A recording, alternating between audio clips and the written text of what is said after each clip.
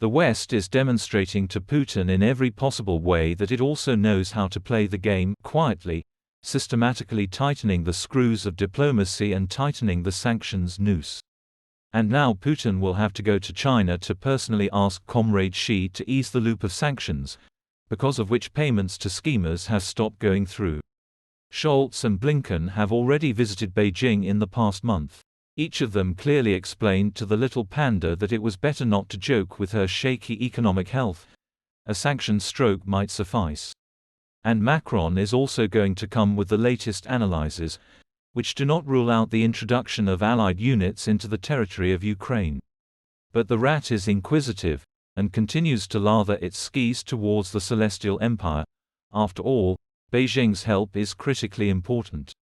Useful sanctions cut off financial flows, and war requires money every day.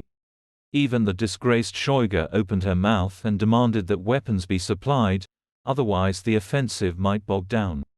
And this comes as Russia's Gazprom announces a net loss of $6.08 billion for 2023. Considering that it previously made a profit of $14 billion, the fascist killing machine did not receive an additional $20 billion, a huge amount of money. The Austrian schemers, who are financially stuck in the cave, are also being put under pressure. Raiffeisenbank announced that in the third quarter it will curtail its activities in Russia. Greedy businessmen will try to grab as much as possible from the sale of the asset, resisting the no less greedy mob. And this is another sign that remaining in a fascist enclave is becoming a sign of bad taste. Today it seems that the meat offensive of the racists is about to collapse the front of the Ukrainian armed forces, which are holding on to the limit. GOR General Skibitsky admits, Ukraine is on the brink. It's harder now than ever. The shortage of weapons is taking its toll.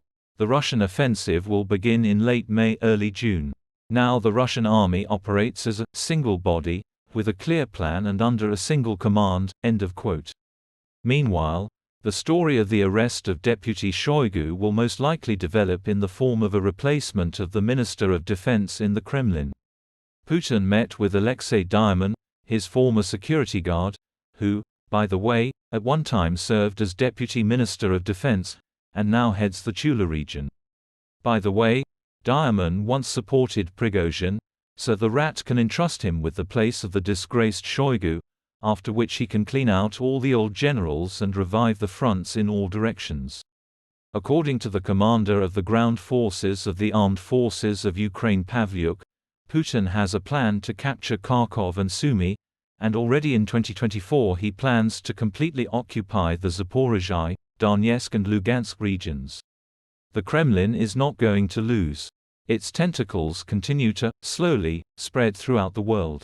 Rachists became more active in Africa, entering the American military base in Niger. American troops also left Chad, and French troops were expelled from Mali and Burkina Faso.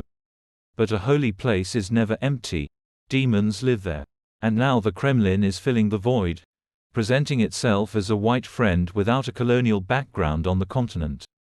And China, which is striving to occupy its niche in resource-rich Africa, hardly likes this.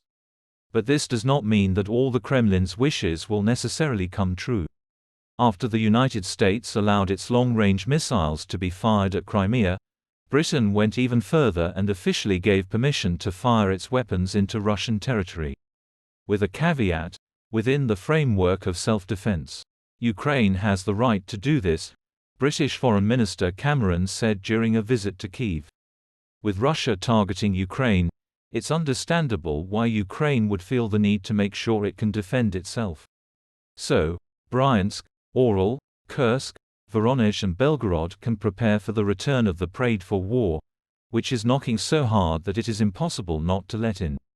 In Crimea this knock is already felt. This is the process of zeroing the radar systems and air defense systems of the Russians. Next up is the splashdown of the Crimean Bridge, the loss of which will become a landmark in this war.